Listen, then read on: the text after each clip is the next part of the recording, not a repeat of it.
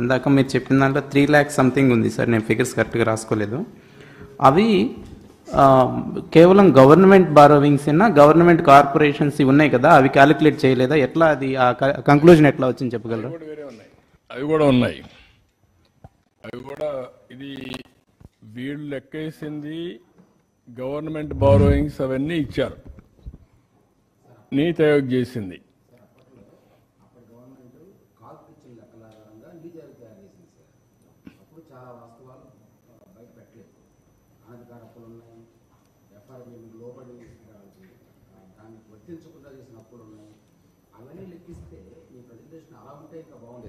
ఇది నీతి ఆయోగ్ అంటే నేనేమంటా, నీతి ఆయోగ్లోనే ఈ విధంగా ఉంటే మనం ఎక్కడున్నాం, మీరు ఆఫ్ బారోయింగ్స్ అవన్నీ ఎక్కడున్నాం, మనం వైట్ పేపర్లో ఇచ్చాం మనం. కాదు సార్, ఇదే పారామీటర్స్లో అవన్నీ కనుక కలెక్ట్ చేసి కనుక చేస్తుంటే ఎంత ఘోరమైన పరిస్థితితో ఇంకా కళ్ళగట్టేది సార్. అది కూడా ఒకసారి ఇస్తాను. ఇది పార్షియల్గానే చెప్పినట్టు సార్, ఇది పార్షియలే.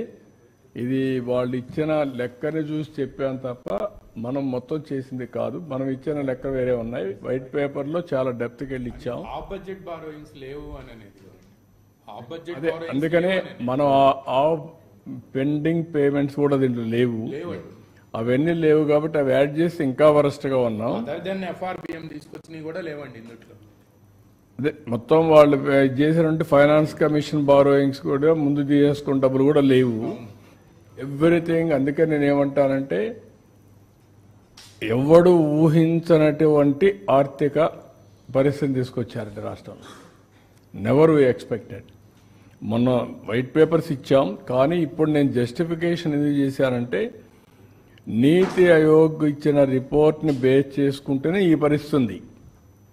నీతి ఆయోగ్ ఓన్లీ వాళ్ళు ఇచ్చిన లెక్క ప్రకారమే చేశారు. వాళ్ళు ఎఫ్ఆర్బిఎంలో వచ్చినట్టు చేశారు తప్ప మిగిలిన లెక్కలు వాళ్ళు చేయలేదు. అది చేసి ఆఫ్ బారోయింగ్ కానీ, లేకపోతే ఏదైతే అప్పులు ఇప్పుడు ఉన్నటువంటి అవుట్ స్టాండింగ్ బిల్స్ కానీ, ఇవన్నీ చూస్తే ఎక్కడికి వెళ్ళిపోతాయి. అదే సమయంలో వీళ్ళు గవర్నమెంట్ ఆఫ్ ఇండియా ఇచ్చిన డబ్బులు కూడా ప్రోగ్రామ్స్కి ఇచ్చిన డబ్బులు డైవర్ట్ చేసేసి యూసీసీ ఇవ్వకపోతే మేము ఢిల్లీకి పోతే మేము వాళ్ళని అడిగితే వాళ్ళకు విష్ లిస్ట్ ఇచ్చేవాళ్ళు. మీరు అడుగుతున్నారు, బాగానే ఉంది, మీకు కథ ఏంటి చెప్పండి, ఎట్లా ఇస్తాం మీకు డబ్బులు, ముందు 500 కోట్లు ఇచ్చాను లెక్క చెప్పండి, 3000 కోట్లు ఇచ్చాను లెక్క చెప్పండి అంటే ఇది ఎత్తుక్కుంటే ఆ డబ్బులు డైవర్ట్ చేసేసారు. దానికి డబ్బులు ఖర్చు పెట్టి యూసీలు ఇచ్చి ఇప్పుడిప్పుడు 73 డిపార్ట్మెంట్ రెగ్యులరైజ్ చేశాం. That is another problem. ఇంకా 10 దాకా ఉన్నాయి, మా దగ్గర డబ్బులు లేవు, ఇంకా ఏదో అవస్థపడుతున్నాం దానికి. ఎన్ని ఉన్నాయి? ఇంకా 10 ఉన్నాయా? 94లో 73, ఇంకా 21 ఉన్నాయి. సార్ ఇంకొకటి, ఇప్పుడు డెప్స్ ఇది ఒకటి అనుకోండి, రెండోది మీరు క్యాపెక్స్ డిస్కస్ చేసినప్పుడు capital expenditure, even social service expenditure కూడా డిక్లైన్ అయిందని చెప్పారు. లాస్ట్ 5 yearsలో గవర్నమెంట్ క్లైమ్ దట్, ఎవరున్నా గవర్నమెంట్ చెప్పింది మేము అడగాల, మాకు తెలిసింది అంతే ఉంటుంది. నాడు నేడు ప్రోగ్రాంలో ఎడ్యుకేషన్, హెల్త్ సెక్టర్ కింద స్పెండింగ్ జరిగింది అనేది government claim last 5 years. So దాని మీద ఖర్చు జరిగినా మీకు క్యాపిటల్ సర్వీసెస్ ఎక్స్పెండిచర్ కనిపించాలి. అక్కడ ఎందుకు తగ్గింది, అది కొంచెం ఎక్స్ప్లెయిన్ చేయండి సార్. అంటే మనకు 5 సంవత్సరాల్లో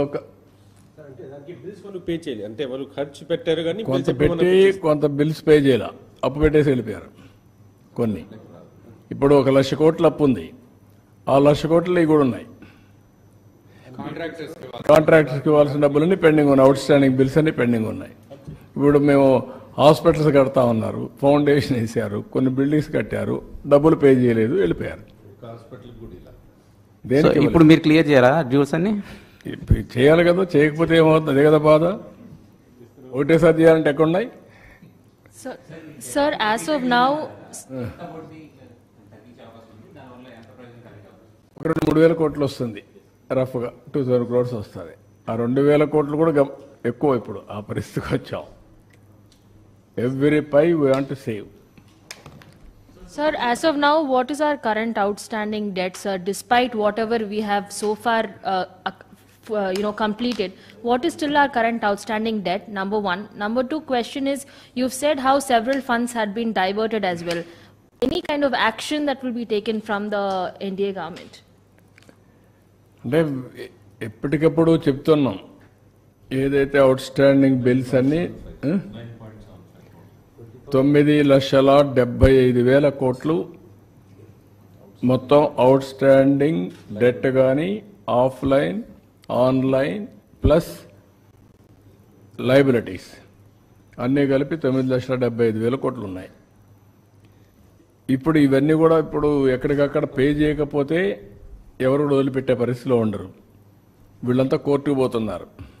మొన్న మీరు చూశారు, ఒకరు కోర్టుకు పోయి లేనిపోని అనౌన్స్ చేశారు. ఆంధ్రప్రదేశ్ అంతా కూడా డిఫాల్ట్ అయింది అనౌన్స్ చేసి ఎప్పుడో తీసుకున్న అప్పులు కూడా దానికి కూడా మళ్ళీ, ఎందుకంటే వన్స్ క్రెడిబిలిటీ పోతే రేటింగ్ పడిపోతుంది. రేటింగ్ పడిపోతే అప్పులు ఇవ్వరు. అప్పులు ఇవ్వకుండా ఇచ్చేవాడు కూడా ఇంట్రెస్ట్ పెంచుతారు.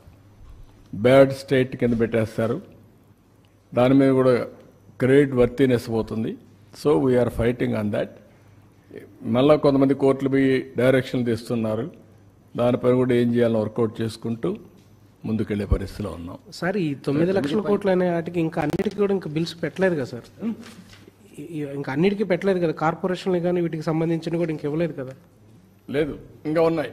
అంటే 9,75,000 కోట్లు మా వాళ్ళు ఎస్టాబ్లిష్ చేసింది యాజ్ ఆన్ టుడే రఫ్గా. ఇంకేదైనా వస్తే కొద్దిగా రావచ్చు, కానీ ఇప్పటికైతే అది. ఇందులో ఏపీ ఫైనాన్స్ కార్పొరేషన్ అని వాళ్ళు క్రియేట్ చేసి అన్ని గవర్నమెంట్ ఏజెన్సీల దగ్గర ఉన్న డబ్బులన్నీ తీసుకొని ఖర్చు పెట్టేశారు సార్. అవి కూడా కలిపాయి. కలిపారు. ఫైనాన్షియల్ సర్వీసెస్ తీసుకొని పెట్టారు. Sir, total diversion of funds అన్ని కూడా కలిపారు దీంట్లో. Sir total diversion of funds under different heads and total figure ఏమన్నా? అంటే ఇప్పుడు నేను చూపించాను కదా, ఒక 12,000 కోట్ల దగ్గర మొత్తం మేము కట్టామని, యూసీస్ కానీ అవన్నీ కానీ అన్నీ కట్టి మళ్ళీ రివైజ్ చేసాం యాజ్ ఆన్ టుడే. కొన్ని దాంట్లో బిల్స్ కూడా ఉన్నాయి.